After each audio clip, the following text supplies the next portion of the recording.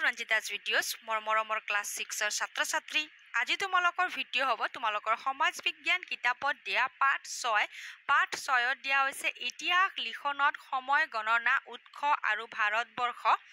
পাঠত দিয়া আটাইবোৰ অনুশীলনী দিয়া প্ৰশ্নৰ উত্তৰবোৰ আলোচনা কৰিম অনুশীলনী 1 দিয়া হৈছে একত প্ৰশ্ন দিয়া হৈছে অনুশীলনী 2 তো প্ৰশ্ন দিয়া হৈছে লগতে অনুশীলনী 3 তো প্ৰশ্ন দিয়া হৈছে আটাইবোৰ প্ৰশ্নৰ উত্তৰ আলোচনা কৰিম মৰমৰ ছাত্ৰ ছাত্ৰী তোমালোকে যদি মোৰ চেনেলত নতুনকৈ আহিছা চেনেল সাবস্ক্ৰাইব কৰি থৈ দিবা নতুন ভিডিঅ' নটিফিকেশন পাবা তোমালোকৰ উন্মেষ কিতাপ অসমীয়া কিতাপত দিয়া বহুতো পাঠৰ প্ৰশ্ন উত্তৰৰ ভিডিঅ' মোৰ চেনেলত আছে এতিয়ালৈকে চোৱা নাই যদি চাই ল'ব পাৰিবা পৰীক্ষাৰ কাৰণে সুবিধা হ'ব অনুশীলনী 1 দিয়া হৈছে তলৰ প্ৰশ্নবোৰৰ উত্তৰ দিয়া ক শংকৰদেৱৰ জন্মৰ চনৰ পৰা আৰম্ভ হোৱা বৰ্ষ পঞ্জীখনক কি বুলি জনা যায় মৰমৰ ছাত্ৰ ছাত্ৰী প্ৰশ্নবোৰৰ উত্তৰবোৰ মই লিখিয়ে ৰাখিছো এতিয়া আমি উত্তৰবোৰ চাই লম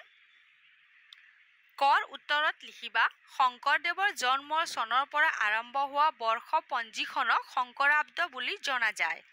খ প্ৰশ্ন ভাস্কৰাব্দ আৰম্ভণি কোনজন ৰজাৰ ৰাজ অভিষেকৰ বছৰৰ পৰা হৈছে উত্তৰ ভাস্কৰাব্দ আৰম্ভণি ৰজা ভাস্কৰ বৰ্মন ৰাজ অভিষেকৰ বছৰৰ পৰা হৈছে গ প্ৰশ্ন মুছলমানসকলৰ পৰম্পৰাগত বৰ্ষ পঞ্জীখনৰ নাম কি উত্তৰ মুছলমানসকলৰ পৰম্পৰাগত বৰ্ষ পঞ্জীখনৰ নাম হ'ল হিজৰী ঘ গ্ৰেগৰিয়ান বৰ্ষপঞ্জীৰ আৰম্ভণিৰ বছৰটো কোনজন বিশেষ ব্যক্তিৰ জন্মৰ পৰা গণনা কৰা হয় উত্তৰ গ্ৰেগৰিয়ান বৰ্ষপঞ্জীৰ আৰম্ভণি বছৰটো যীশু খ্ৰীষ্টৰ জন্ম বছৰৰ পৰা গণনা কৰা হয় এক দশক বুলিলে কি বুজা উত্তৰত লিখিবা এক দশক বুলিলে 10 বছৰীয়া এছুৱা সময়ক বুজোৱা হয় প্ৰথম প্ৰশ্ন 1000 বছৰক একেলগে বুজাবলৈ কোনটো শব্দ ব্যৱহাৰ কৰা হয় উত্তৰ 1000 বছৰক একেলগে বুজাবলৈ সহস্ৰাক শব্দ ব্যৱহাৰ কৰা হয় 2 নং প্ৰশ্নত দিয়া হৈছে ইতিহাস আৰু কাহিনীৰ মাজত কি পাৰ্থক্য আছে উত্তৰত লিখিবা ইতিহাস হ'ল অতীতত ঘটা প্ৰকৃত ঘটনাৰ ধাৰাবাহিক বিৱৰণী কাহিনী হ'ল কাল্পনিক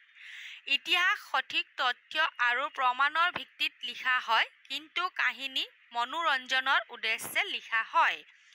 3 নং প্ৰশ্নত দিয়া হৈছে ইতিহাস লিখনৰ ক্ষেত্ৰত সবাতোকৈ গুৰুত্বপূৰ্ণ উপাদান কি উত্তৰত লিখিবা ইতিহাস লিখনৰ ক্ষেত্ৰত সবাতোকৈ গুৰুত্বপূৰ্ণ উপাদান হ'ল সময়ৰেখা অথবা তোমালোকে লিখিব পাৰা ইতিহাস লিখনৰ ক্ষেত্ৰত সবাতোকৈ গুৰুত্বপূৰ্ণ উপাদান হ'ল ঐতিহাসিক উৎস শিলালিপি দলিল মুদ্ৰা আদি ঠিক আছে মই দুটাই উত্তৰ দিছো তোমালোকে এবাৰ নিজৰ শিক্ষক শিক্ষয়িত্ৰীৰ লগত আলোচনা কৰিবা এতিয়া আমি আলোচনা কৰিম অনুশীলনী 2 1 নং তলৰ প্ৰশ্নবোৰৰ উত্তৰ দিয়া ক ইতিহাস অধ্যয়নৰ উৎস বুলিলে কি বুজা উত্তৰত লিখিবা ইতিহাস অধ্যয়নৰ উৎস বুলিলে নানা উৎসই ইতিহাসবিদসকলক তথ্যৰ যোগান ধৰি অতীতক পুনৰ উদ্ধাৰ কৰাত সহায় কৰাক বুজায় খ প্ৰশ্ন ইতিহাস অধ্যয়নৰ দুবিধ উৎসৰ নাম লিখা উত্তৰ ইতিহাস অধ্যয়নৰ দুবিধ উৎসৰ নাম হ'ল সাহিত্যিক আৰু মৌখিক গ প্ৰশ্ন এপিগ্ৰাফিষ্টসকলে কিহৰ বিষয় অধ্যয়ন কৰে উত্তৰ এপিগ্ৰাফিষ্টসকলে শিলালিপি তাম্ৰলিপি মুদ্ৰাৰ বিষয় অধ্যয়ন কৰে ঘ প্ৰশ্ন জীৱাশ্মৰ বিষয় অধ্যয়ন কৰা লোকসকলক কি বুলি জনা যায় উত্তৰ জীৱাশ্মৰ বিষয় অধ্যয়ন কৰা লোকসকলক পুৰাজীৱ বিজ্ঞানী বুলি জনা যায় প্ৰশ্ন নেতৃত্ববিদসকলে কোনবোৰ বিষয় অধ্যয়ন কৰে উত্তৰ নেতৃত্ববিদসকলে প্ৰত্নতাত্ত্বিক স্থানত থকা শিল্পকৰ্মসমূহ পৰীক্ষা কৰি অতীতৰ মানুহৰ সাংস্কৃতিক আচৰণ পুনৰ অধ্যয়ন কৰে এতিয়া আমি আলোচনা কৰিম 2 নং প্ৰশ্ন ইতিহাসবিদসকলে উৎসসমূহৰ সত্যতা কিদৰে নিৰূপণ কৰে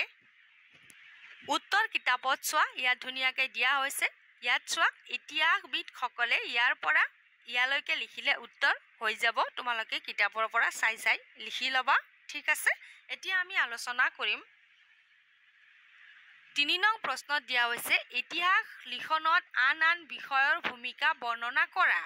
উত্তৰত লিখিবা ইতিহাস লিখনত আন বিষয়ৰ ভূমিকা আদিম যুগৰ লোকসকলৰ বিষয়ে তথ্য উদ্ঘাটন কৰাত আগভাগ লয় প্ৰত্নতান্ত্ৰিকসকলে পুৰাজীৱী বিজ্ঞানীসকলে জীৱাশ্মৰ অধ্যয়ন কৰে লিপিবিদসকলে প্ৰাচীন শিলালিপিৰ পৰা তথ্য উদ্ঘাটন কৰে সাহিত্য আৰু ভাষাৰ বিশেষজ্ঞসকলেও ইতিহাস লিখনত অৰিহণা যোগায় বৈজ্ঞানিক অধ্যয়নেও অতীতৰ পুনৰ গঠনত অৰিহণা যোগাইছে তোমালোকে ইয়াৰ পৰা লিখিলে উত্তৰ হৈ যাব মই কিতাপৰ পৰা মিলাই লিখিছো এতিয়া আমি আলোচনা কৰিম অনুশীলনী ৩ ১ নঙত দিয়া হৈছে তলৰ প্ৰশ্নবোৰৰ উত্তৰ দিয়া ক সপ্তসিন্ধু বুলিলে ভাৰত উপমহাদেশৰ কোনটো অঞ্চলক বুজোৱা হৈছিল এতিয়া আমি উত্তৰবোৰ আলোচনা কৰিম উত্তৰত লিখিবা সপ্তসিন্ধু বুলিলে ভাৰত উপমহাদেশৰ উত্তৰ পশ্চিম অঞ্চলক বুজোৱা হৈছে খ প্ৰশ্ন ভাৰত উপমহাদেশ বুলিলে বৰ্তমান কোনটো অঞ্চলক বুজায় উত্তৰ ভাৰত উপমহাদেশ বুলিলে বৰ্তমান ভাৰতকে ধৰি পাকিস্তান বাংলাদেশ আফগানিস্তান ভূটান আৰু নেপালক বুজায় গ অশোকে ভাৰতক বুজাবলৈ শিলালিপিত কোনটো শব্দ ব্যৱহাৰ কৰিছিল উত্তৰ অশোকে ভাৰতক বুজাবলৈ শিলালিপিত জম্বুদ্বীপ শব্দ ব্যৱহাৰ কৰিছিল ঘ প্ৰাচীন গ্ৰীকসকলে ভাৰতক বুজাবলৈ কি শব্দ ব্যৱহাৰ কৰিছিল উত্তৰ প্ৰাচীন গ্ৰীকসকলে ভাৰতক বুজাবলৈ ইণ্ডাইক বা ইণ্ডোইক শব্দ ব্যৱহাৰ কৰিছিল উঙ প্ৰশ্ন প্ৰাচীন চীনাসকলে ভাৰতক বুজাবলৈ কি শব্দ ব্যৱহাৰ কৰিছিল উত্তৰ প্ৰাচীন চীনাসকলে ভাৰতক বুজাবলৈ য়ন্ত্ৰ বা সিন্দুৰ পাৰ ইন্দু শব্দ ব্যৱহাৰ কৰিছিল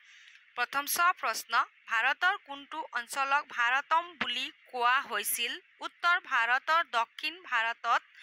ভাৰতম বুলি কোৱা হৈছিল তোমালোকে প্ৰশ্নৰ উত্তৰ ইয়াৰ পৰা লিখিব পাৰিবা লগতে মই তোমালোকক কিতাপতো দেখাই দিম ঠিক আছে কিতাপত মই ক'ত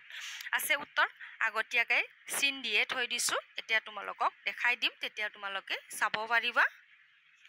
কৰ উত্তৰ ইয়াত চোৱা ইয়াত দিয়া হৈছে ঠিক আছে ইয়াত পঢ়ি ল'বা কৰ উত্তৰ তোমালোকে ইয়াতে পাবা লগতে ইয়াতে এটা অতিৰিক্ত প্ৰশ্ন উত্তৰো আহিব পাৰে ইয়াত চোৱা সপ্তসিন্ধু নাম দিয়া হৈছিল যাৰ অৰ্থ হৈছে সাতখন নদীৰে গঠিত ভূমি সপ্তসিন্ধুৰ অৰ্থ কি বুলি প্ৰশ্ন আহিলে সপ্তসিন্ধুৰ অৰ্থ হৈছে সাতখন নদীৰে গঠিত ভূমি ঠিক আছে খৰ প্ৰশ্ন উত্তৰ মই দেখাই দি আছো ইয়াতে আছে ভাৰত উপমহাদেশ ভাৰতকে ধৰি পাকিস্তান বাংলাদেশ আফগানিস্তান ভূটান আৰু নেপালক একেলগে বুজাবলৈ ভাৰত উপমহাদেশ শব্দৰ ব্যৱহাৰ কৰা হয় ঠিক আছে খৰ উত্তৰ লগতে গড় উত্তৰ ইয়াতে আছে চাই ল'বা ঠিক আছে ঘৰ উত্তৰ ইয়াতে আছে চাই ল'বা উঙৰ ইয়াতে আছে চাই ল'বা প্ৰথম উত্তৰ ইয়াতে আছে চাই ল'বা ঠিক আছে ইয়াৰে পৰা আন্ডাৰলাইন দিয়াখিনি তোমালোকে নিজৰ কিতাপত মিলাই ল'বা উত্তৰ মই যি মাটি শুনালো ইয়াৰে পৰা মই লিখিছিলো ঠিক আছে আৰু এটা অতিৰিক্ত প্ৰশ্ন উত্তৰ এটা মুখস্থ কৰি থৈ দিবা হিন্দুস্তান শব্দটো 1800 বছৰ পূৰ্বে প্ৰথমে পাৰ্চী শিলালিপিত ব্যৱহাৰ কৰা হৈছিল ইয়াৰে পৰা চাবা বানন ঠিক আছে এতিয়া 2 নং প্ৰশ্নত কি দিয়া হৈছে চাই লম ভাৰত শব্দটো কিদৰে আহিল বৰ্ণনা কৰা উত্তৰ তোমালোকে কিতাপতে চাবা ইয়াত চোৱা 2 নং বুলি মই লিখিয়ে থৈছো ইয়াৰ পৰা ইয়ালৈকে লিখিবা উত্তৰ হৈ যাব 3 নং প্ৰশ্নত দিয়া হৈছে ইণ্ডিয়া নামটোৰ উৎপত্তি বৰ্ণনা কৰা 3 নং প্ৰশ্নৰ উত্তৰ তোমালোকে কিতাপত চাবা ইয়াত ধুনীয়াকৈ দিয়া হৈছে চোৱা ইয়াৰ পৰা ইয়ালৈকে লিখিলে 3 নং প্ৰশ্নৰ উত্তৰ হৈ যাব ঠিক আছে তোমালোকে আগতেও লিখিছিলা নহয় ঘৰ প্ৰশ্ন উত্তৰত ইয়াৰ পৰা ইয়ালৈকে লিখিবা উত্তৰ হৈ যাব ৰাখিছো মৰমৰ ছাত্ৰ ছাত্ৰী তোমালোকে আজিৰ ভিডিও বুজি পাইছা বুলি নতুনকৈ আহিছা যদি চেনেল সাবস্ক্ৰাইব কৰি থৈ দিবা নতুন ভিডিওৰ নটিফিকেশন পোন প্ৰথমতে পাবা সাবস্ক্ৰাইব কৰা সবকে মোৰ ফালৰ পৰা ধন্যবাদ মৰমৰ ছাত্ৰ ছাত্ৰী আকৌ লগ পাম আমি নতুন ভিডিওত